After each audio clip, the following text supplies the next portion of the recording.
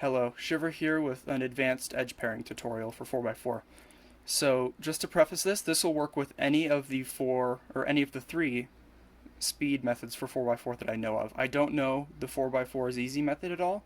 I don't know if it'll work for that, but any of the methods where you start edge pairing with 4 paired edges on the bottom, and then 8 edges you still have to pair. So either Mayer, like this, or Yao or Hoya, like this. But it'll work for any of the ones you can do 3-2-3 on. So to start, you should really know how to use the methods that you should at least know how to solve a 4x4 pretty quickly. I would recommend you should know at least basic 3-2-3 before you watch this video. If you don't, I might as well just put a link to a pretty good tutorial in the description, but this is pretty advanced stuff and you should kind of know how to edge pair. It'd also be nice if you know at least the premise behind 6-2 edge pairing, although I'm going to be showing how it works in this video, so it shouldn't be a huge deal. So what this trick is after you finish pairing your 4th edge, which in this case is the DR edge, though it doesn't matter too much what it is for Mayer, based on how many extra edges you have paired in the last 8 edges, you vary your edge pairing strategy based on that. So there's kind of 3 different situations you can find. This one where there's no extra free edges. There's that one, and then there's this one where there's exactly 1 free paired edge on the cube. So you only have 7 edges left to pair. And then there's this one, which is whenever you have more than 1 extra paired edge, so 2, 3, 4, 5, etc. That's going to be the last situation I'm going to show you. So the first situation is the easiest because it's when you have no extra paired edges in the last 8 edges at all. And in that case, I would recommend just doing regular 3-2-3 edge pairing, like so. And I did pair an extra edge, so it's going to be a little bit crusty, but who cares? So, like I said, I assume you know 3-2-3 edge pairing, but if you have no paired edges in the last 8 edges, 3-2-3 is usually your best bet because of how structured it is and the fact that it is still pretty fast. So for the second situation, which is when you have exactly 1 paired edge, I'm going to be using a Yao style edge pairing for this one to make it a little bit easier to show off and also to show that it works for anything.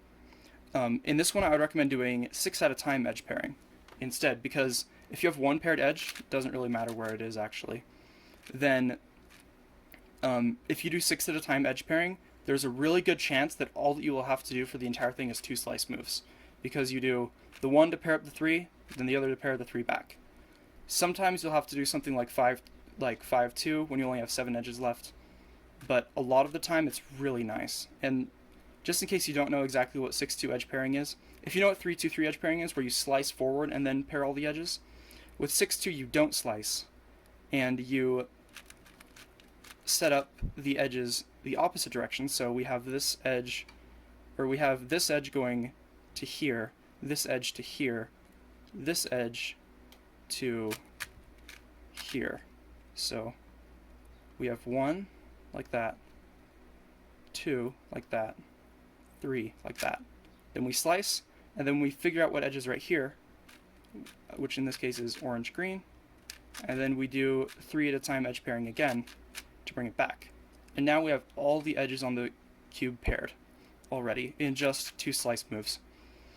If you don't have 1 edge skipped already, 1 edge paired already, then you get a lot worse cases. You can get like, it'll more likely be 6-2 where you do 6 at a time and then you have to do last 2 edges.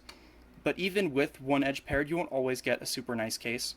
Sometimes you'll have to do 5 at a time and then 2 edges, or sometimes like 4 and 3. It really just depends. But if you have 1 edge paired already, then if you do 6-2, which in this case is just 6 at a time, so slice, or set up edges, slice, set up edges, slice back, you will usually get a really fast case. So one thing before we move on to the next case is that because I am not assuming that you know 6-2 edge pairing, I'm going to give you some help. So in the description, I'm going to put a video on how to deal with the more tricky 6-2 edge pairing cases. Eventually I'm going to make my own and put it there. Until then, I'm going to put Sean's video down there. So the last situation I'm going to show you is when you have 2 edges already paired, or any more than 2 actually, or more than 2 as well. So it's basically anything that isn't no edges or 1 edge. If you have 2 or more, this is usually the most efficient way to do it, which is you want to take 2 of the edges if there's more. If there's less, then just take 2, and you want to have them in the back 2 slots, so BR, BL. And now you want to just do 2 at a time edge pairing until you've finished solving it. Because you have so much of a skip, this is usually relatively fast, so like for example pair up blue yellow, and then I see like that, like that. So if you have like a lot of edges paired is basically when you'd use this, is just intuitively pair up the rest of the edges 2 at a time. But that's all I wanted to show you guys today, and thank you for watching.